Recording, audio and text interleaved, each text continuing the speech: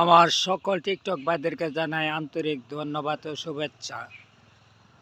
শুভেচ্ছাটা হলো আজকে যে ঠান্ডা পড়েছে, ঠান্ডার শুভেচ্ছা। সকলে ভালো হলে থাকবেন, ভালো হলে চলবেন, শীতের কাপড় গায়ে দিবেন, কেউ যেন শীতে কোনো ক্ষয়ক্ষতি না হয় সেদিকে খেয়াল করবেন। ইনশাল্লাহ দোয়া করি সকলে ভালো থাকবেন, সবাই ভালো থাকবেন। সকলের জন্য এই শীতের শুভকামনা কামনা করছি। আর সকলেরই দীর্ঘে হায়াত দান করুক আল্লাহ, এই জন্য সবার জন্য দোয়া করছি। আলহামদুলিল্লাহ।